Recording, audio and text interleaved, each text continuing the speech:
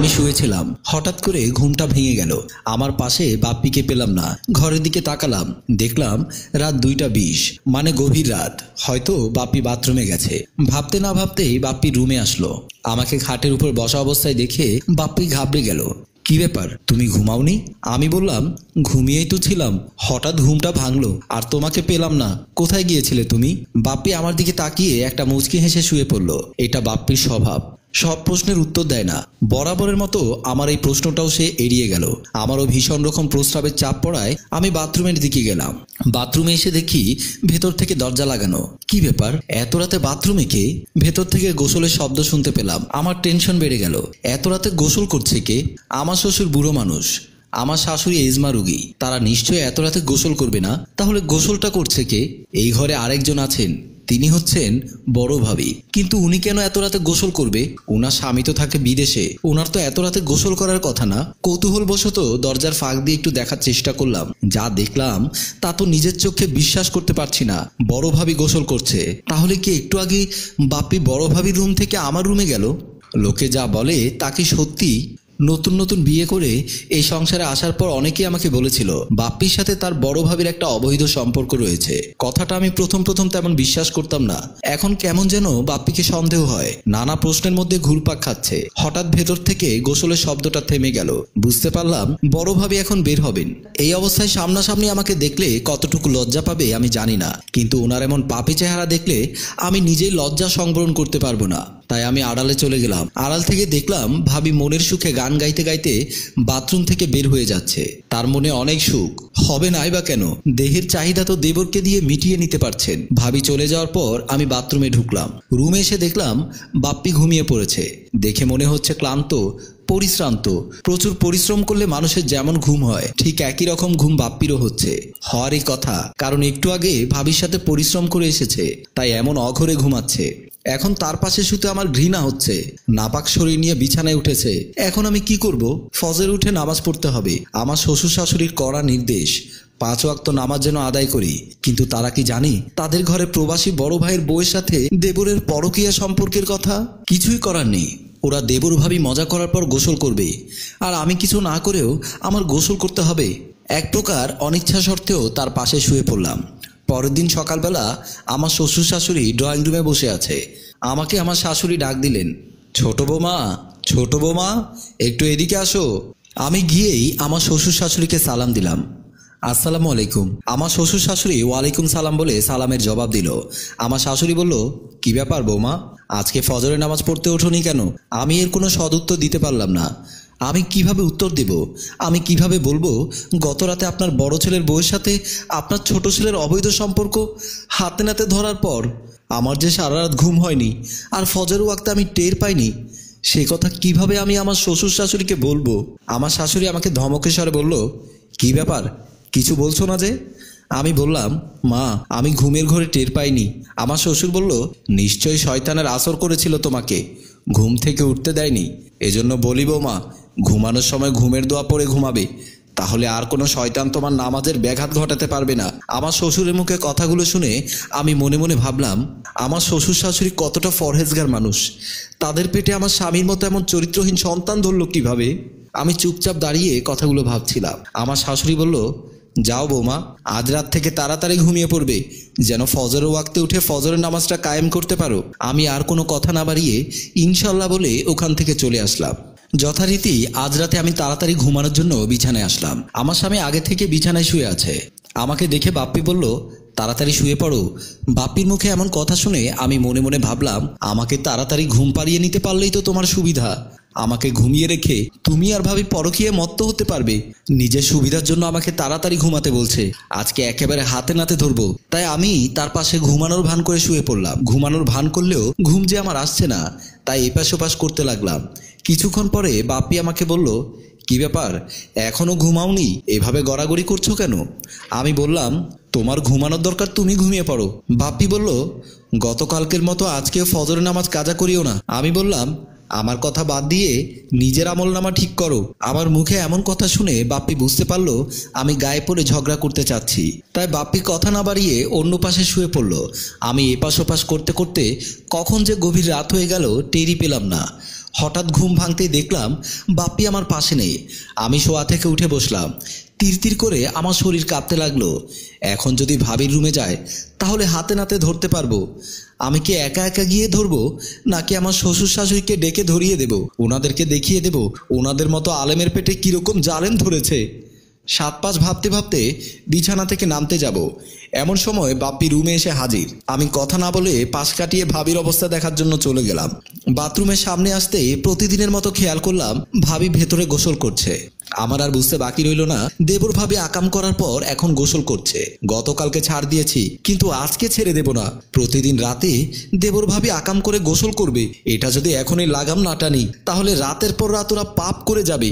আর ওদের এই পাপ কাজ আমি যদি প্রশ্রয় দেই তাহলে আল্লাহর কাছে আমারও জবাবদিহিতা করতে হবে। সুতরাং আর চোখ বুজে সহ্য করব না। হঠাৎ বুঝতে পারলাম ভাবির গোসল করা শেষ, এখনই ভাবি বের হবে। আজ আর আড়ালে গেলাম না, দরজার পাশে দাঁড়িয়ে রইলাম। দরজা খুলে ভাবি বের হতে আমাকে দেখে ভাবি বলল, কি ব্যাপার, তুমিও করবে নাকি? ভাবি এমন কথা শুনে রেগে মেগে আমি বললাম, আমার তো আর আপনার মতো দেবর নেই যে আমি কিছু করে গোসল করব। ভাবি আমার কথা না বোঝার ভান ধরে বলল, মিনু তুমি কি বলছো আমি তো কিছুই বুঝতে পারছি না। আমি ভাবিকে বললাম, তলে তলে দেবর ভাবি আকাম করে বেড়ান আর আমি বললেও না বোঝার ভান করেন। ভাবি বলল, মিনু তুমি যা বলবে খুলে বলো। আমি বললাম, খুলে বললে তো এই মুখ আর দেখাতে পারবেন না। স্বামীকে বিদেশ রেখে দেবরের সাথে আকাম করে বেড়ান, আবার সবার ইমানি শুরুতে নেক্কা সাজেন। আমার কথা শুনে বুঝতে পারলো আমি যে আমার স্বামীর সাথে তার সম্পর্কের কথা বুঝতে পেরেছি। তাই ভাবি চোরের মায়ের বড় গলার মতো করে আমাকে বলল, দেখো মিনু বাজে ইঙ্গিত করবে না বলছি। আমি বললাম, আপনারা বাজে কাজ করতে পারেন আর আমি বললেই দোষ? আমাদের এরকম চেঁচামেচি শুনে পাশের রুম থেকে আমার শ্বশুর এবং আমার শাশুড়ি দৌড়ে আসলো। আমার শাশুড়ি এসে বলল, কি হয়েছে বৌমা, তোমরা দুজন এমন চেঁচামেচি করছো কেন? আমি কিছু বলতে যাব, এমন সময় দেখি আমার স্বামীও এসে হাজির। আমার স্বামী কিছু না জানার ভান করে এসে বলল, কি হয়েছে মিনু, তুমি ভাবির সাথে এমন চেঁচামেচি করছো কেন? আমি আরো রেগে বললাম, চুরি করে সাধু সাধছ না? ভাবখানা এমন যেন কিছুই জানে না। আমার শ্বশুর আমাকে থামিয়ে দিয়ে বলল, বৌমা রাত অনেক হয়েছে, এটা ভদ্রলোকের বাড়ি, চেঁচামেচি না করে কি হয়েছে খুলে বলো। আমি আমার সন্দেহের কথাগুলো আমার শ্বশুর শাশুড়িকে খুলে বলতে লাগলাম। ওনারা আমার কথা শুনছে আর একে অপরের দিকে তাকাচ্ছে। আমি বরাবরই বড় ভাবির রাতে গোসল করার বিষয়টি আমার শ্বশুর শাশুড়িকে বোঝানোর চেষ্টা করলাম। আমার কথা শেষ হতে না হতেই আমার শাশুড়ি হাসতে লাগলো, সাথে মিটমিট করে হাসছে আমার শ্বশুর। আমি আরো অবাক হয়ে গেলাম, এরা কেমন বাবা মা, ছোট ছেলে আর বড় বউয়ের কুকীর্তির কথা শুনেও হাসছে। আমি কিছু বলতে যাব, এর মধ্যে আমার শাশুড়ি বলল, বৌমা তুমি তো জানো আমাদের বড় ছেলে বিদেশে খুব কষ্টে আছে, যার জন্য আমার বড় বৌমা প্রতিদিন রাতে আমার সাথে তাহাজ্জুদের নামাজ পড়ে, তার স্বামীর জন্য আল্লাহর দরবারে দুহাত তুলে ফরিয়াদ করে যেন মহান রাব্বুল আলামিন তার স্বামীকে তাহাজ্জুদের নামাজের উসিলায় হলেও সুখে রাখেন। এবং আমার বৌমার এই তাহাজ্জুদের নামাজের সময় আমিও তার সাথে শরিক হই। আমি বললাম, মা তাহাজ্জুদের নামাজের সাথে গোসলের সম্পর্ক কি? তখন আমার বড় ভাবি রাখি বলল, তুমি তো সারাদিন তেমন কোনো কাজ করো না, সব কাজ আমাকেই করতে হয়, তাই কাজ করতে গিয়ে শরীরটাকে পাক পবিত্র রাখা সম্ভব হয় না। আমি চাই তাহাজ্জুদের নামাজটা সম্পূর্ণ পুত পবিত্র হয়ে আদায় করব, তাই রাতে গোসল করে আমার শাশুড়ির সাথে নামাজ পড়তে বসি। আমার শাশুড়ি বলল, হ্যাঁ বৌমা, আমার বড় বৌমা যা বলেছে সব সত্যি বলেছে। তখন আমি বললাম, সেটা না হয় আমি বুঝতে পারলাম, কিন্তু আমার স্বামী প্রতিদিন কেন ওই টাইমে বাথরুমে যায়? পাশে দাঁড়িয়ে থাকা বাপ্পি তখন বলল, আমি বাথরুমে যাই তোমাকে কে বলেছে? আমি বললাম, তাহলে তুমি যাও কোথায়? বাপ্পি বলল, ভাবি যে তাহাজ্জুদের নামাজ পড়ে সেটা আমি জানি। ভাবি সারাদিন পরিশ্রম করার পর ঘুমালে ভাবির আর খবর থাকে না, তাই আমি প্রতিদিন রাতে গিয়ে আমার মাকে ডেকে দেই আর মা গিয়ে ভাবিকে ডেকে দেয়। তখন আমার শাশুড়ি বলল, বৌমাকে ডাকার পর আমি নিজেই বৌমার কাপড় হাতে দিয়ে বলি, যাও তুমি গোসল করে আসো। বৌমাকে গোসলে পাঠিয়ে আমি নামাজের ব্যবস্থা করি। আমি তখন বললাম, ঘরে আসার সাথে সাথে আমাকে অনেকজন অনেক কথাই বলেছে। আমার শ্বশুর বলল, তোমাকে কে কি বলেছে?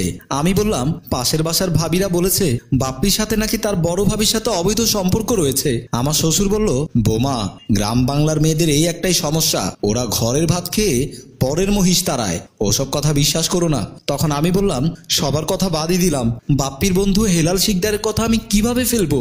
বাপ্পি বলল, হেলাল তোমাকে কি বলেছে?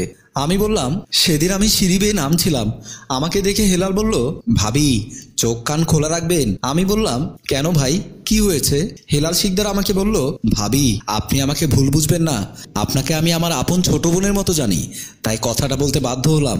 আমি বললাম, আপনি যদিও বা আমার হাজবেন্ডের ফ্রেন্ড, তবুও আমি আপনাকে বড় ভাই হিসেবে সম্মান করি।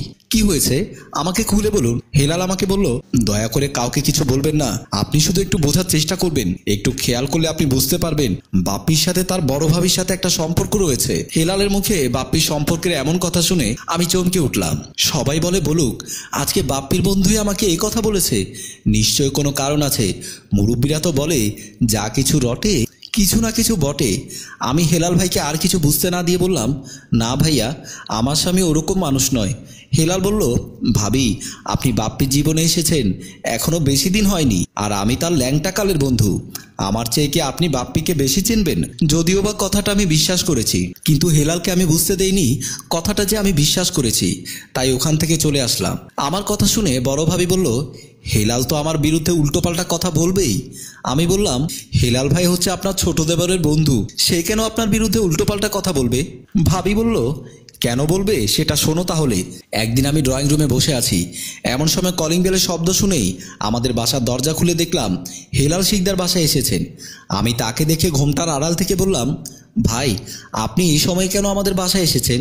এখন তো আমার বাসায় আমার শ্বশুর শাশুড়ি, এমনকি আমার ছোট দেবরও নেই। আমার শ্বশুর আমার শাশুড়িকে নিয়ে ডাক্তারের কাছে গিয়েছে, আর আমার দেবর কলেজে গিয়েছে। হেলাল বলল, ভাবি, সব জেনে শুনে এসেছি।